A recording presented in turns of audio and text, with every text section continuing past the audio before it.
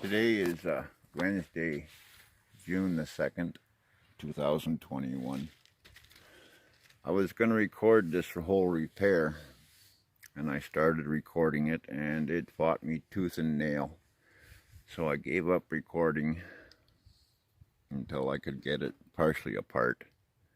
This is a Troy-built GTX 20. It's a 20 horsepower lawn tractor. It's I can't remember when I bought this tractor. When I had the landscaping business, and it's a full cast iron rear end hydrostatic drive. And it's a Troy built. But Troy built was bought out by I can't remember the name of the company, but they make the other type of garden tractor thing that has a whole bunch of changeable instruments. There's the mower deck for it up there up top. It's a heavy deck. One person can't even lift it. It's a 58-inch mower deck, and there's not a crack in it. I use it commercially. The deck is made by Garden Way. It's been an excellent deck. And I also, at the same time, I bought this 4-foot snowblower, which is PTO shaft driven. You can see the PTO shaft on it there. That's the carrier frame for it that goes underneath the whole tractor. There's no belts on this tractor. The deck is driven by PTO shaft. There was a loader you could buy for it when Troy Built was manufacturing these tractors, but the loader was something like $7,000, and it had its own oil reservoir on it and its own pump, hydraulic pump, and control bank, and it hooked up, the pump hooked up to the same PTO shaft as the snowblower does, onto this PTO shaft right there. You can barely see it right there.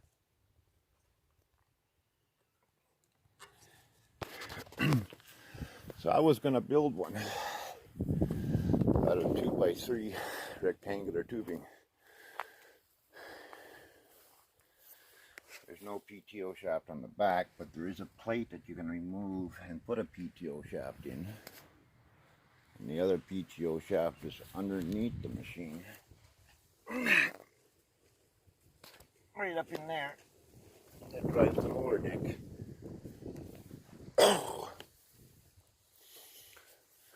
I rebuilt this engine at just over 1,700 hours. Like all these small engines, they're only good to like 1,500 hours, and they're done for. I don't care if it's motor in or an engine in a generator, an outboard motor, whatever. And this is a Kohler engine, but she started knocking and burning oil like crazy. So I rebuilt it at just over 1,800 hours. And then from the dry shaft there, it goes, from the crankshaft, it goes to this PTO shaft here that goes to the transaxle, to the hydrostatic drive. When I rebuilt the engine, this slid in and out still, and I pulled the shaft out when I rebuilt the engine, and I packed it full of never-sees, and this thing is rusted solid. So I tried everything from heating to penetrating oil, everything to get it to slide. Lucky that it wasn't on this shaft all the way. I had about a good half an inch that I could take up. And I got my 10-ton porta press out, one there. And I put these bills between the housing and this thing here, and I started pushing. And I got it about 3/4 of the way off because I loosened off the front so it moved ahead that half an inch. But it was caulking, so I got my 4-ton puller out, porta press out right there with his jaw like this. And I put it on the other side, and I just kept going from one side to the other, pumping more pressure, until finally it came off with a bang. Because this engine is rubber mounted, so it was able to flex ahead a bit too. And being this wouldn't collapse, it was a real bugger. Then I fought tooth and nail to get that keyway out, because this charge pump is gone. I got it unbolted on there.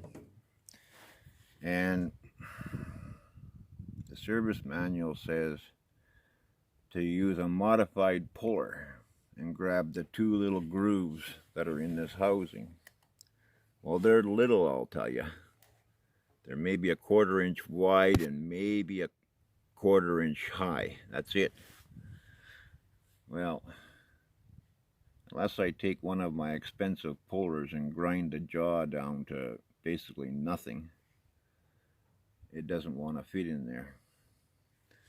So I tried wrapping this heavy parachute cord on there and putting a clamp in there and putting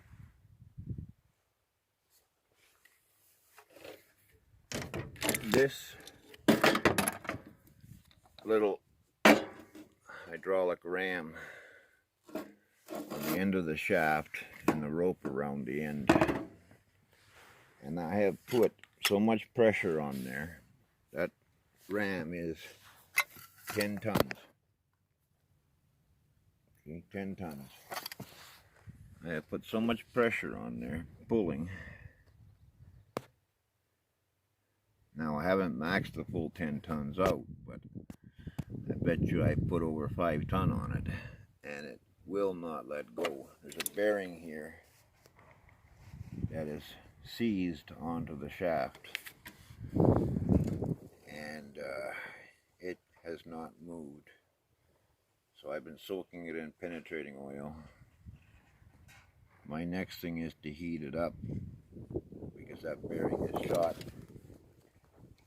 I got the housing unbolted, and there's 2 lining pins as well on there that I think are seized on there, I don't know.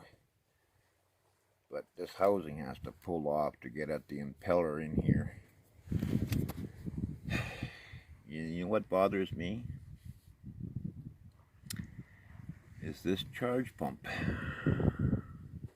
kit that comes with a new housing, a new little impeller. It's just a little flex impeller. I'll insert a picture at the end of on the service manual, because the parts manual doesn't show it. It just shows it just says charge pump kit and then the part number. That's all it shows. But in the service manual, it shows it's just a spider impeller like you see on a Lovejoy coupling, and then it's got in between each sprocket, rubber sprocket, it's got a round pin that sits in the gully there, and then behind that is another little retaining clip like this that was on the shaft here by the bearing, and there was also a on the outside of the bearing there was a snap ring, but you had to use a snap ring pliers to take out. And there's another one.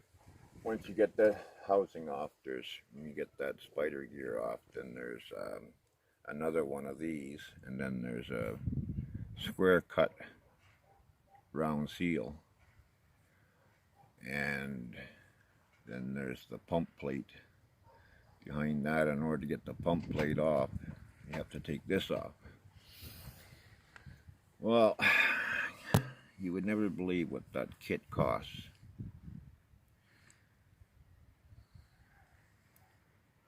$1,400 Canadian plus tax and shipping. Yeah, $1,400.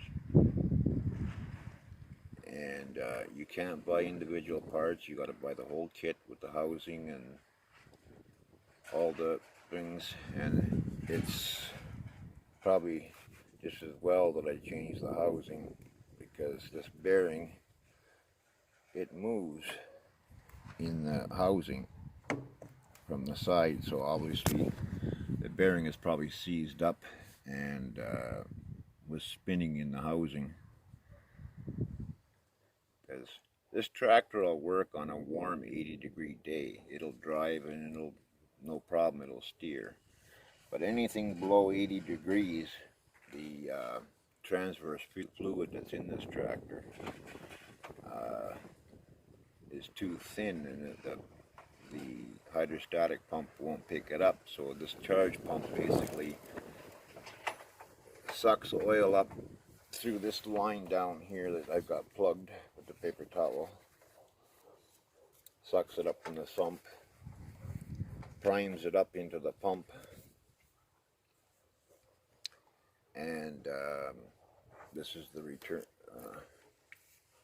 This supplies hydraulic pressure to the control bank up here for the up and down of the mower deck, and then it's also got on the other side hydraulic couplings for operating a small little hydraulic cylinder if you've got a snow blower that's got a hydraulically operated rotating chute.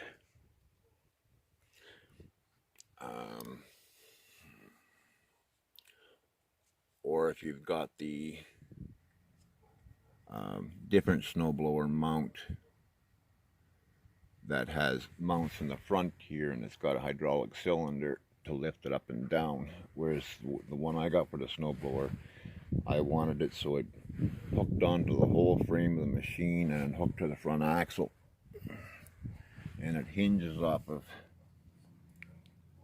those ears right down there, and it lifts with that hydraulic cylinder there the same way as the deck lifts. This here whole linkage here turns, and there's arms that go in down here for the snowblower that are on a turnbuckle for adjustment, or there's a like S-hook sort of deal that hook on from the deck. Oh no, sorry. It's a clevis type deal that goes through the lifting chains, and then the clevis screws onto that hole. That's what it was. It's been so long since I've had this deck on, because I haven't had the deck on it here for, oh, I don't know, 15 years. And it's been an excellent tractor. I was using it up until 2 years ago for bringing feed down to the barns and checking on cattle and stuff, because I don't have an ATV to ride. But being this part is $1,200 or $1,400 Canadian, I can order it from the States for $900 and something, but with the exchange rate it comes out to over $1,400. By the time I pay the US shipping and the exchange rate and duty and everything else, it's well over $1,400. So I'm basically screwed, because this is a Eaton hydrostatic drive. It's an Eaton, and which Eaton's good. Eaton makes rear ends for big trucks and stuff like that, and so this is an Eaton brand.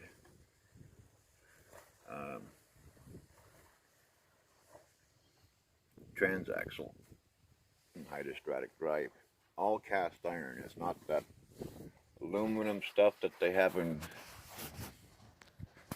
Cub Cadet tractors and in the new Troy-built lawn tractors that are being made by the company that bought out Troy-built a number of years ago. I've got two of the original Troy-built garden tillers. I've got one right back here, which is an 11 horsepower electric start.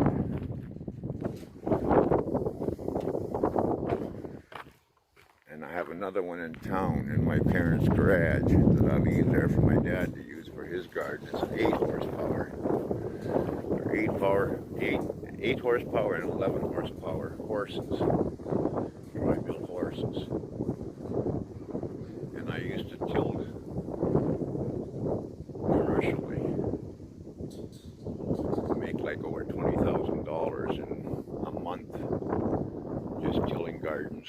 Because I had a flat rate fee, didn't matter size of the garden. It could be a little postage stamp garden. It was automatically $40 up to a half an hour. And I charged $75 an hour. And then all summer long, I would run around and tear up people's lawns that were in bad shape, that wanted to add compost to it and stuff like that, and reseed it or resod it. And you know, I could do a huge area of old lawn in an hour, and it'd be like flour in good ground. Be a little tougher going in rocky ground, but in good ground I could tear it up a huge area, fairly large area in an hour.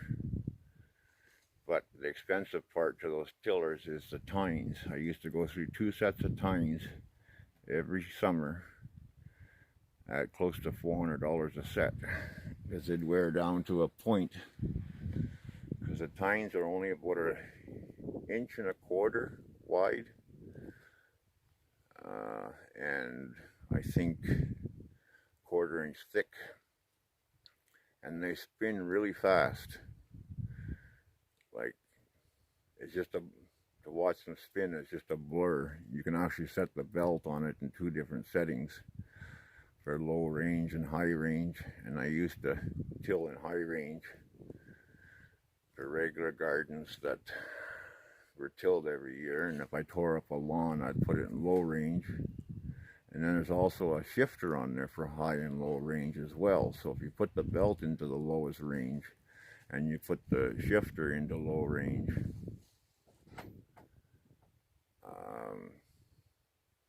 the tines still turn fairly fast, but not quite as fast as in high range on the belt.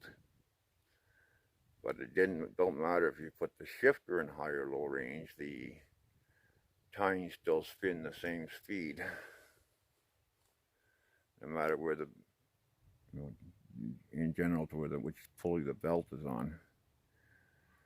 But when I was tilling regular gardens with the belt on the high range, you tilled with the transmission shifted into low range. You couldn't till in high range on the shifter, but you could till in high range when the belt was on low range.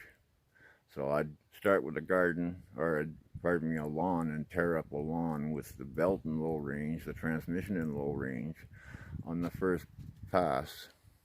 Then I'd shift into high range on the transmission shifter, and I would do the rest of it. And it just turns soil into flour, and not a foot track in the mark in the ground where you till, because you walk on one side of it. It's so easy. Even with me in a back brace, when I first broke my back, I could operate that machine with just one hand, you know, and turn it on a dime with one hand, because it's self-propelled. And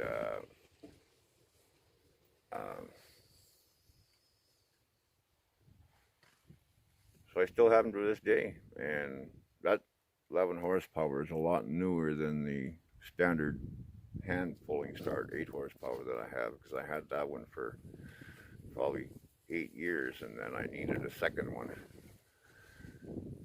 because I had so many contracts, so many calls coming in for garden tilling. I needed a second person on the road, and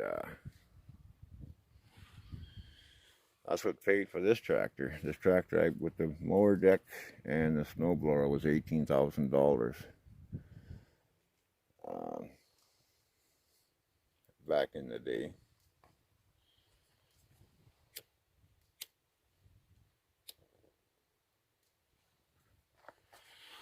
So that's why this tractor has been sitting and not being used for transportation around the farm for me, because $1,400. Well, I still don't have $1,400 to fix it, but I figured I'd at least take it apart. And it's been fighting me tooth and nail every bit of the way.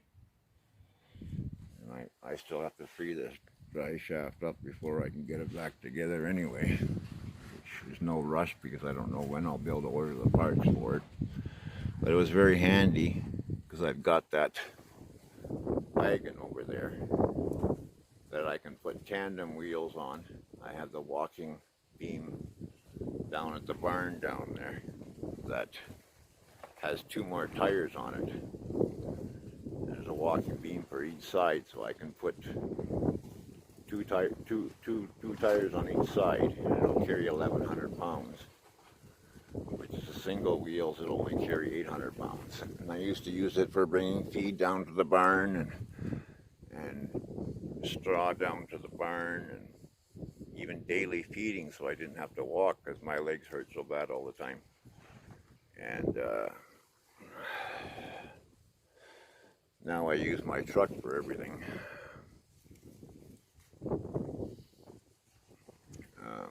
Dragging hay to the back in the summertime or in the wintertime, because I don't no longer have a tractor since the ex-wife sold it out from underneath me and sold this property. But lucky thing, she accepted an anonymous offer for $20,000 when it was on the market for almost $80,000. She just wanted to sell it so I wouldn't have it. So my mother counter-offered a couple of $1,000s more, and the other person backed out, and now I've been slowly trying to pay her back to get the property back into my name. But it's been a bad situation all around, because she got the insurance money from the damage she did to the house. She got a court order for that check when they wrote the house off. She got all my lawsuit money and all the inventory I bought to have her start up a business, because she's a dental assistant, makes over $60,000 a year, and she was having income tax taken off every check, and then when she'd have her taxes done at the end of every year, she'd still have to pay like $1,100 or $1,200 in income tax yet on top of that. And so I started up a business for her, and from money I had saved up, I bought about $150,000 in inventory, and the judge ordered that she get somebody, and I started a business in her name, and she started getting back $600-700 a year, sometimes more, $1,500. And I was making fishing tackle and stuff, and the judge ordered her to get a third-party company in here to do an inventory count at cost. So I supplied all the invoices, and they counted all the inventory. And there was over $187,000 in inventory. And she got an offer for $11,000 from Liquidation World, and then she went to court and she got the okay from a judge to sell it for $11,000. And my lawyer said, that's fine, that's okay, it still goes by the base number of the inventory when it was inventoried, or when it comes to equalization for the figures. Well, I never got nothing out of it. Nothing. She basically got everything. She got the money from selling the property. She got the insurance money. And Diane Niebola was her name. She was just a gold digger. She only asked me to marry her because she had found out from her boss that I had this lawsuit going on with Canadian Pacific Forest Products for when I fell and broke my back at work, and WSIP refused to pay, my long-term disability refused to pay, and my lawyer said, well, it's illegal to do it on a percentage basis in Canada, but if you give me a $500 retainer, it's legal, and then I'll just take a percentage after. So that's what he did. And then as soon as my lawsuit was done and check was being processed, I caught her cheating. And she was always a cold-hearted woman. She never was affectionate to me, nothing. She was just in it for the money. That's all she was in it for. And I know that today. And because she was, when we were dating, she was affectionate. Everything else, as soon as we got married, totally different person. Cold as ice. And then as soon as she found out that the settlement was reached and the check was being processed, I caught her cheating. And she was probably cheating before that, because when we first got married, I used to have, I knew what time she got off work and what time she should be home, and I'd make supper for her and everything else, and 10 o'clock at night is still sitting in the oven drying out. And I'd ask her where she'd be and where she was. And, oh, at my sister's, helping my sister. Well, this was every night, Monday to Friday. And I couldn't get her up on the weekends to come and help me with something before 11 o'clock in the morning. But yet, she'd be heading out the door at 7 o'clock in the morning. And I said, where the heck are you going? Well, my sister needs some help. So she was a cold-hearted, you know what, right from the day one, once we got married. Like, as soon as I said I do, when we were down in Nassau, Bahamas, and we got married down there, the next day down there, it was like she was a different person. So I know she was just a cheating gold digger. And, you know, her boss had told her, because that's how I met her. I was her boss's maintenance guy for all his commercial real estate. I did all the renovations with the guys that worked for me when I had my landscaping and renovation business. And she was living with another guy and for a number of years, and then one day she started flirting with me and stuff like that. Next, you know, she left him, and she was coming and meeting me at one of the buildings he owned on her lunch hour to go for lunch. And she had a plan from day one, because her boss opened her mouth to her about my lawsuit and what it was worth. So anyway, back to this tractor. I got sidetracked, yakking away. So I got to still try and get that housing off of there. There's no rush to get it off, because like I say, I don't have the $1,400 to get the parts anyway. I got lots of work to do on my truck. I just finished doing brakes on front brakes on it, and I still got to check the back brakes. And I have to do a